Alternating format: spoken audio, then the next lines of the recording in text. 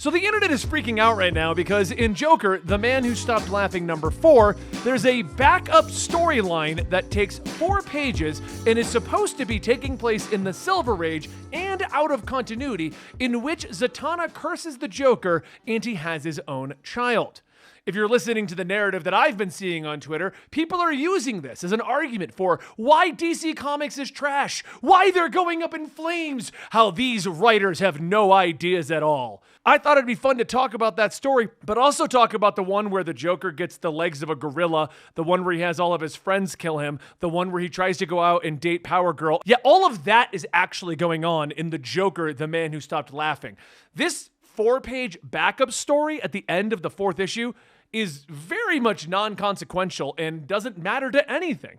So in order to understand what is actually going on in Joker, The Man Who Stopped Laughing #4, let's go ahead and jump over to James Tynan's Joker run that we covered here on the channel.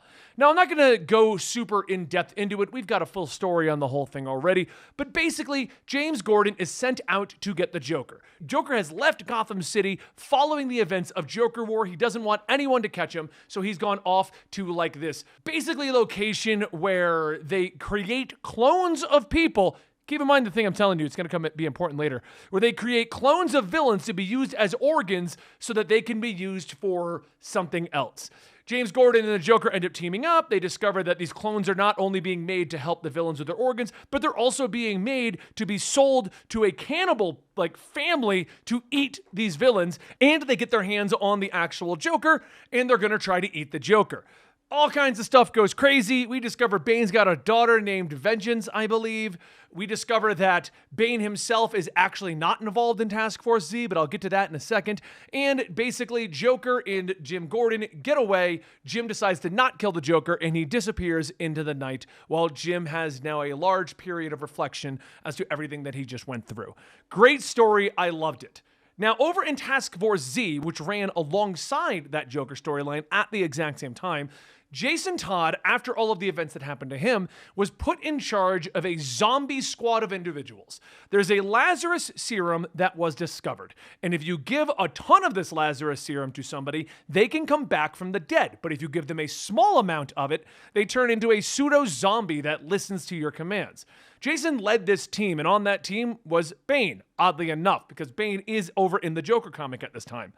We discovered that they've also got another form of technology, basically, the way this whole thing goes.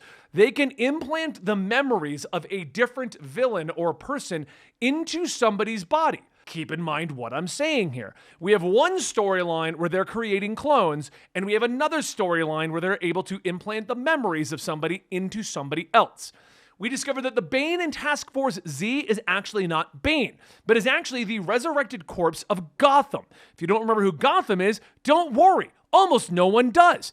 Gotham is a character that was created by Tom King at the beginning of his run. He has the powers of Superman, and it was a storyline in which Gotham and Gotham Girl, which I still think is some of the worst superhero names ever, decided to work with Batman to be the super people of Gotham. Of course, they went drunk with power, and Batman defeated them, but Gotham, in the process of that, died. He's then revived, and he's given the memories of Bane. And given the memories of Bane, he thinks that he killed Alfred. So he's suffering with that guilt. Jason Todd kills the Bane/Gotham and deals with that guilt. But don't worry, Gotham survived Jason Todd trying to kill him since he was already a pseudo-zombie and also unstoppable like Superman. And Bane wasn't actually killed by Jason Todd. So even though he thinks he killed Bane, he didn't kill Bane. And when he realizes that, the only thing he has to say about that is, if I ever get a chance to kill Bane again, I'll take it. We get to the end of Task Force Z. All the zombies are dispersed. There's a new zombie squad being made up that doesn't involve Jason Todd. So at this point in the story, Joker has fled from cannibals and is going back to Gotham. And Jason Todd has now just dealt with villains thinking they were other villains because memories were implanted in their heads, and zombies and stuff, but that's pretty much not important at this point. And Jason is back in Gotham. Now we get to Joker, The Man Who Stopped Laughing, a 4-issue series that is kind of a direct follow-up to Task Force Z and Joker. Here's the kicker, guys. I didn't know this story existed.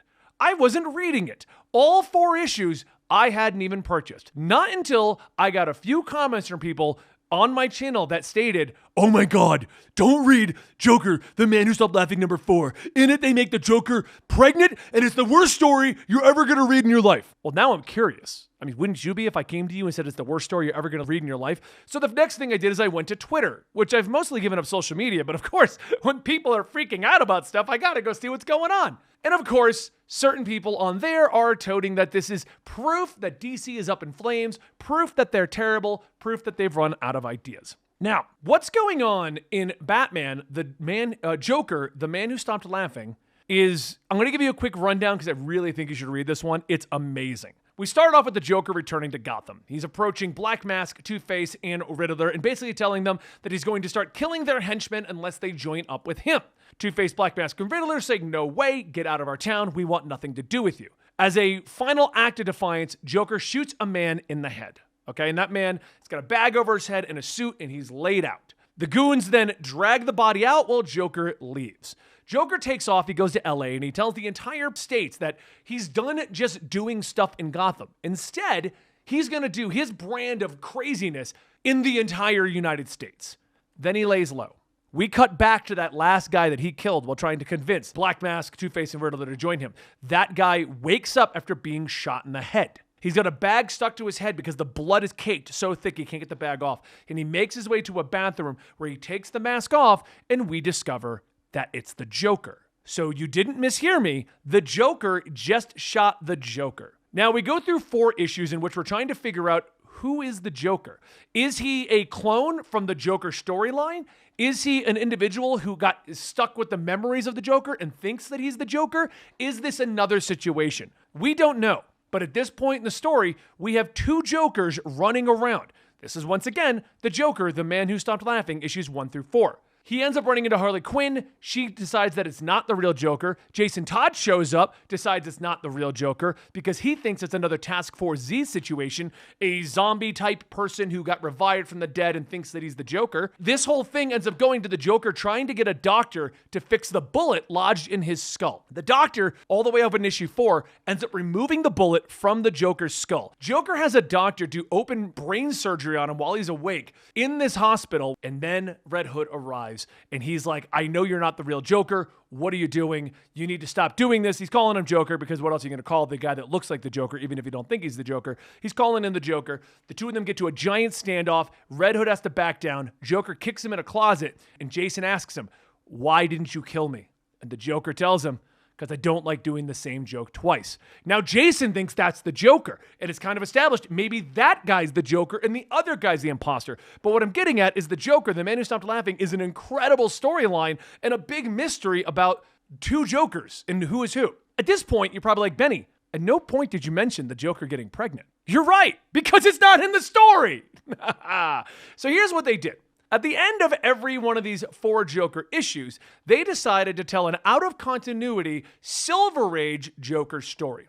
If you don't know what happens in the Silver Age, that's all the crazy insanity you've heard from superheroes. That's Superman shooting little Supermen out of his fists or dragging full planets behind him on a chain. That's Batman having the rainbow suit. That's what happens in the Silver Age. Stupid insanity. In the back of every one of these Joker issues, after our full 21-page comic, you get 4 to 8 more pages of off-the-wall, what they call in the comic, funny pages, Silver Age stories of the Joker. The running theme of these is that the Joker is looking for love, okay? So already, you know that these are going to be kind of weird and crazy and stupid. So everyone's whining about this one backup story on the internet. I bought all 4 of these issues. I didn't find a pregnant Joker, so I started reading these Silver Age stories like, okay, maybe it's a backup story where the Joker gets pregnant. What is even happening? So the first story is Joker is impressed with Power Girl. She's got a boob window. He loves the boob window. He wants to go out with Power Girl. So she arrests him and he gets out.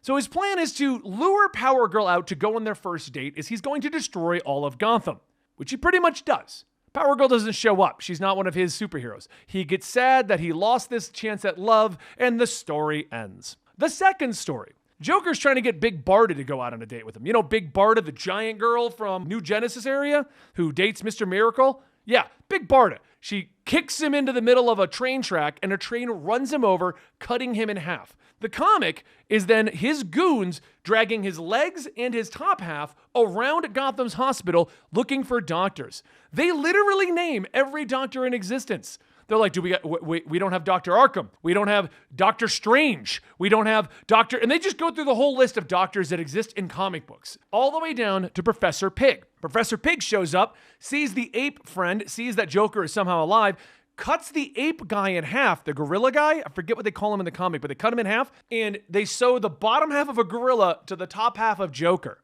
That's the second Silver Age insanity story. Once again, these are bonuses on top of what you've already got in your comic. The third story is the Joker gets run over by a car at the very beginning of it, and he is declared dead. Well, he's not dead. All of his friends, the villains, show up to his funeral, and they give eulogies, and they say how much they loved him, they wanted to be friends with him, and the Joker is touched. It's a heartwarming moment for the Joker, so he decides to reveal to all of his friends at this eulogy, "I'm alive! Joker's alive! Thank you guys, you all love me so much." Their response, he's an imposter, and they beat him until he dies.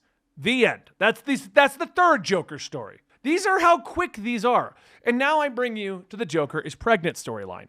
It's 4 pages long. Joker's trying to get Zatanna to go out on a date with him, and due to circumstances that are going on, she casts a faulty spell on him. The spell is, "You will get no one else pregnant." That's how she words it in her reverse rooting magic. Joker then gets hit with that and very quickly becomes pregnant. All of his goons are like, "Boss, I think you're pregnant." And he's like, "Really? I am?" He then gives birth to a literal mini Joker, who eventually we find out is like a mud monster. It's like he gives birth to like a mud monster Joker thing. Then he goes to Zatanna and presents their child because she had a kid with him. That's the story. It's a 4-page backup. At the end of all of that other stuff I told you about, has no consequences on the overarching storyline, but apparently this means the end of DC Comics. Like this is why I quit social media. For those of you who are wondering, I literally get on it in the morning for work for 20 minutes and I've uninstalled it from all my phones because I see arguments like that and I'm just like, did you even read the comic? Now, I want to follow up here because this is actually hilarious. I checked it again today to see if there was any more stuff on this. Did somebody say something? Did somebody do something? No. But the author of this storyline, Matthew Rosenberg, he has seen all the hate for his 4-page one-off storyline that they're using as a narrative to be that DC Comics are going down the drain. And he decided to tweet out that he thought about watching a movie. The movies that he tweeted out were Enemy Mine, Rabbit Test, Junior, and it's a movie called Men that I've never heard of. Now, I've never heard of the last one, but I do know the first 3. Basically, he's tweeting out all movies that involve the man getting pregnant for the sake of their narrative, which also reminded me. You guys realize Junior was like a huge success? It's a 90s movie starring Danny DeVito and Arnold Schwarzenegger, and in it, Danny DeVito is a genius doctor that gets Arnold Schwarzenegger pregnant. But right, the 4-page backup story in DC is the sign that comics are dying. If that's the case, then movies have been dying since the 90s, I think. I don't know when this came out. It's pretty funny. You should check it out if you're really bored one day. Anyway, the point I'm making here is the Joker storyline is incredible. And since they made me aware that this story even exists, and I didn't even know these 4 issues existed, I wanted to use the same clickbait to make you aware that it exists, and the story is so far incredible. Red Hood is chasing down what he thinks is the Joker or not the Joker to finally get his revenge. I'm a Red Hood fan, and I'm a Joker fan. This is what I've always wanted. So you should definitely check it out. We will be covering it here in the channel. I just can't decide if I should do the 4-issue arc or wait for the whole thing to be done. It doesn't look like it's a limited series, so we're probably going to do it kind of broken up for a little bit until we see where it's going and what's happening with it. But the first 4 issues end on a great note, great cliffhanger, so I'll probably bring that to you really soon. I hope you guys enjoyed this video. I hope giving you the recap of what's been going on in Joker, James Tynan, Task Force Z, and Joker, the Man Who Stopped Laughing is going to help you. And I hope you enjoyed those Silver Age stories because I actually found them quite funny. And that style of art I wouldn't even normally read. Anyway, thank you guys so much. I'll see you next time. We're going to be talking about Lazarus Planet and how that's got started. And don't worry, this week we're also bringing out Venom issues 1 through 13 as a full story, and we're working on the rest of DC Vampires and Task Force Z, because you got to get caught up if you're going to read this stuff, don't you? All right, thank you guys so much. I'll see you next time right here. Don't forget to like and subscribe, and I'll see you next time.